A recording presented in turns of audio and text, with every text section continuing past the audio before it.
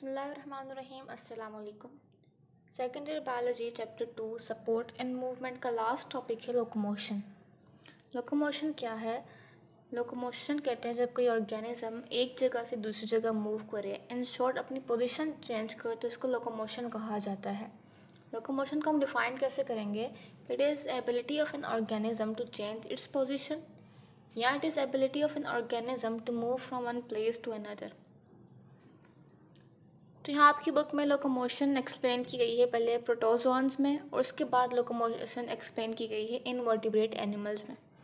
सबसे पहले हम देखेंगे कि लोकोमोशन प्रोटोक्टिस्ट या प्रोटोजोन्स में कैसे हो रही है। प्रोटोक्टिस्ट यूनिसेलुलर यूकैरियोटिक ऑर्गेनिजम्स हैं, जिसमें सबसे पहले अमीबा की एग्जाम्पल दी गई है। अमीबा इरेगुलर शेप्ड ऑर्गेनिज्म है जिसकी कोई प्रॉपर शेप नहीं है। ये जो आपको नज़र आ रहा है ये क्या है? अमीबा है। अमीबा के पास मूवमेंट के लिए कोई ख़ास लोकोमोटरी ऑर्गन भी प्रेजेंट नहीं है, तो ये मूवमेंट कैसे करेगा? देखिए, अमीबा को जब भी मूव करना होगा, जिस डायरेक्शन में मूव करना होगा, तो ये अपना साइटोप्लाज्म, ये बीच में इसका सारा साइटोप्लाज्म है, तो जिस डायरेक्शन में मूव करना है सारा साइटोप्लाज्म उस डायरेक्शन में भेज देगा। जब सारा साइटोप्लाज्म उस डायरेक्शन में जा रहा होगा तो उसके नतीजे में फिंगर लाइक स्ट्रक्चर्स इस तरह बनेंगे। ये जो फिंगर लाइक स्ट्रक्चर्स हैं इनको सूडोपोडिया कहते हैं। तो इन सूडोपोडिया के थ्रू अमीबा में मूवमेंट होती है।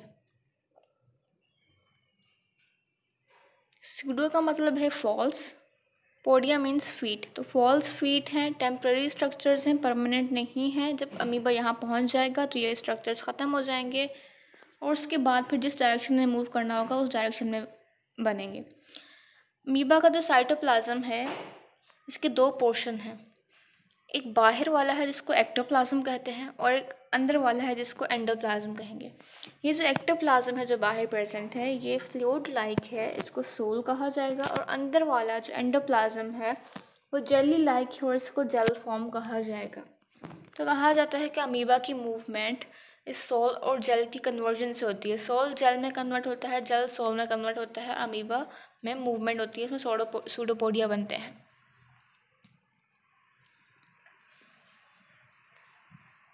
फिर नेक्स्ट ऑर्गेनिज्म है या नेक्स्ट प्रोटोक्टिस्ट है paramecium. Paramecium is slipper shaped organism जिसके बॉडी के बाहर बहुत सारे थ्रेड लाइक स्ट्रक्चर्स प्रेजेंट हैं। इन थ्रेड लाइक स्ट्रक्चर्स को सीलिया कहते हैं। तो इन सीलिया की कॉन्ट्रैक्शन, इन सीलिया की बीटिंग से ऑर्गेनिज्म मूव करेगा। अब ये बीटिंग किस तरह हो रही है? दो तरह से हो रही है, दो स्ट्रोक्स हैं, एक को इफेक्टिव स्ट्रोक कहते हैं, दूसरे को रिकवरी स्ट्रोक कहते हैं। सबसे पहले तो आप ये देख लें कि ये पैरामीशियम है, मैं 5 सीलिया बना रही हूँ।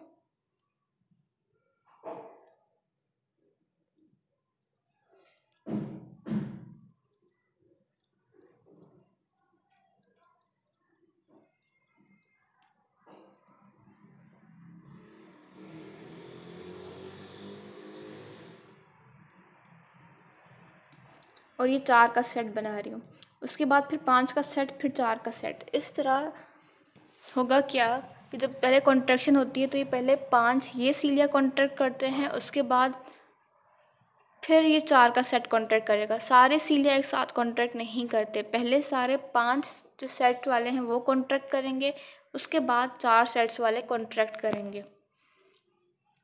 तो ये कॉन्ट्रैक्शन होती कैसे है? जब इफेक्टिव स्ट्रोक होगा, इफेक्टिव स्ट्रोक के दौरान जो सीलिया है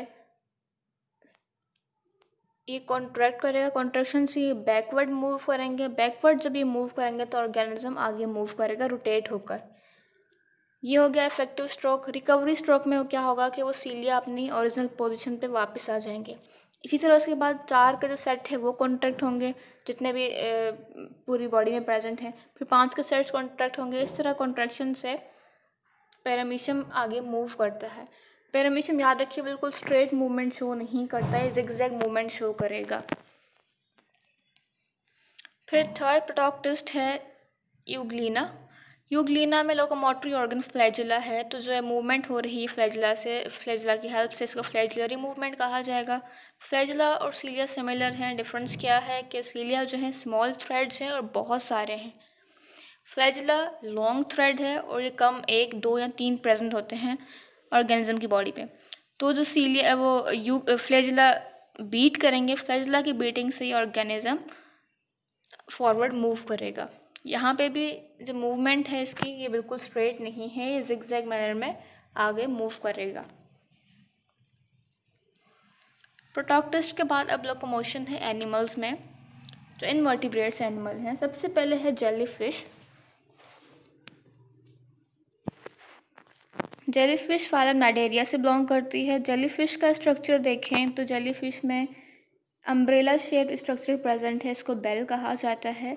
इस बेल में वाटर कंटिन्यूसली एंटर होता रहेगा जब तक कि एक्सपेंड ना हो जाए। जब ये एक्सपेंड हो जाएगी तो उसके बाद बेल के मसल्स कॉन्ट्रैक्ट होंगे। जैसे ही बेल के मसल्स कॉन्ट्रैक्ट होंगे तो वाटर जो है बहुत फोर्सफुली, यहाँ इसका माउथ एक पोर प्रेजेंट है, इसको माउथ कहा जाता है, फोर्सफुली वाटर वहाँ से बाहर मूव करेगा और एज अ रिज़ल्ट ऑर्गेनिज्म आगे मूव करेगा। तो इस टाइप की मूवमेंट को जेट प्रोपल्जन मूवमेंट कह रहे हैं। क्या हो रहा है, वाटर एंटर हुआ बेल में, जो अम्ब्रेला शेप्ड स्ट्रक्चर है। एंटर होने के बाद बेल के मसल्स कॉन्ट्रैक्ट होंगे। कॉन्ट्रैक्ट होने के बाद वाटर फोर्सफुली पीछे छोड़ा जाएगा और ऑर्गेनिज्म आगे मूव करेगा। तो जेलीफिश में जेट प्रोपल्जन मूवमेंट प्रेजेंट है। फिर है अर्थवॉर्म। अर्थवॉर्म में लोकोमोशन कैसे हो रही है ये हम पढ़ के आ चुके हैं कि अर्थवॉर्म में हाइड्रोस्टैटिक स्केलेटन प्रेजेंट है। अगर ये अर्थवॉर्म की बॉडी है तो इस बॉडी के अंदर फ्लूइड प्रेजेंट है। वो जो फ्लूइड या वाटर है वो स्केलेटन के तौर पर वर्क करता है। इसके अलावा इसकी बॉडी के ऊपर मसल्स प्रेजेंट हैं। 2 तरह के मसल्स हैं, एक को सर्कुलर मसल्स कहते हैं, दूसरे को लॉन्गिट्यूडनल मसल्स कहते हैं। ये मसल्स कॉन्ट्रैक्ट और रिलैक्स होते हैं। उनकी कॉन्ट्रैक्शन और रिलैक्सेशन से ऑर्गेनिज्म आगे मूव करेगा। जब सर्कुलर मसल्स कॉन्ट्रैक्ट होंगे तो उनकी कॉन्ट्रैक्शन से वो जो फ्लूइड अंदर बॉडी में प्रेजेंट है उस पर प्रेशर पड़ेगा। प्रेशर पड़ने से ऑर्गेनिज्म की बॉडी जो है वो थिन और लॉन्ग होगी, लॉन्गेटेड होगी, लंबी होगी। फिर लॉन्गिट्यूडनल मसल्स कॉन्ट्रैक्ट होंगे। जब लॉन्गिट्यूडनल मसल्स कॉन्ट्रैक्ट होंगे और सर्कुलर रिलैक्स होंगे तो ऑर्गेनिज्म की बॉडी शॉर्ट और थिक होगी और वो आगे फॉरवर्ड मूव करेगा। तो इस मूवमेंट के दौरान सॉइल में फिक्स होने के लिए इनके पास स्ट्रक्चर्स प्रेजेंट है जिनको सीटी कहा जाता है। ये स्मॉल, जहाँ ब्रिस्टल्स लिखा हुआ है, ये सीटी हैं जो कि एनिमल बॉडी को सॉइल के साथ फिक्स कर रहे हैं।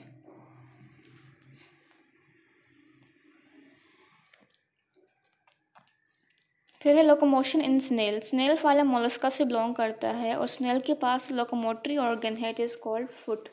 तो स्नेल में कैसे हो रही है लोकोमोशन, फुट की हेल्प से हो रही है। ये एमसीक्यूज़ के लिए याद रखिएगा। ये है स्नेल का फुट, ये तो सारा नज़र आ रहा है। अब स्नेल मूव कैसे करता है, ये रिंग कर चलता है। आगे जो मूवमेंट है रिंगने वाली मूवमेंट है इसकी। तो ये जो फुट है मस्कुलर है, ये कॉन्ट्रैक्ट करेगा। जब ये कॉन्ट्रैक्ट करेंगे मसल्स तो उसकी वेव जो कॉन्ट्रैक्शन है वो पूरे फुट में फैल जाएगी और एज अ रिज़ल्ट ऑर्गेनिज्म आगे मूव करेगा। इसके अलावा यहाँ कुछ म्यूकस ग्लैंड्स प्रेजेंट होते हैं जहाँ से म्यूकस सिक्रीट किया जाता है और ऑर्गेनिज्म आगे स्लिप होता है। फिर स्टारफिश में लोकोमोशन की बात करेंगे। स्टारफिश फाइलम एकाइनोडर्म्स में डर्म से बिलोंग करता है।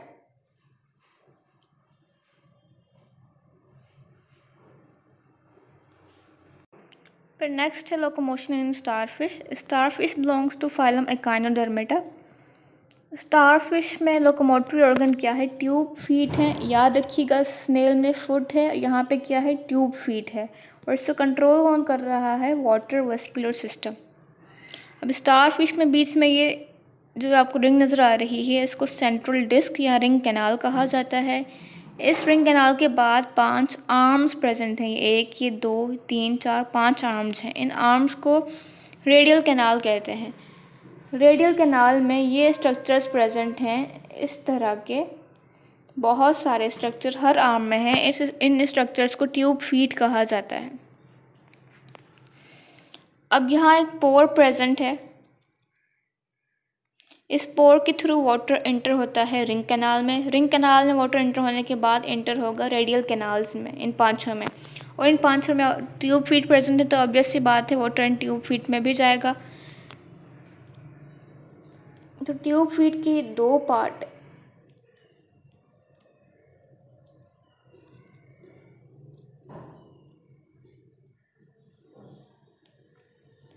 ट्यूब फीट का जो ये पार्ट है इसको एम्पुला कहा जाता है, जो ये पार्ट है इसको सकर कहा जाता है। दोनों पार्ट मस्कुलर हैं।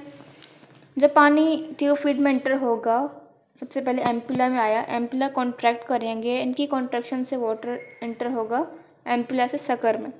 सकर क्या हो जाएंगे, इनकी लेंथ इंक्रीज़ होगी। लेंथ इंक्रीज़ होने के बाद फिर ये किसी भी सॉलिड ऑब्जेक्ट जो यहाँ होगा उससे फिक्स हो जाते हैं। अटैच होने के बाद ये जो पानी आया है यहाँ, अब सकर दोबारा कॉन्ट्रैक्ट होंगे और पानी वापस चला जाएगा एम्पुला में।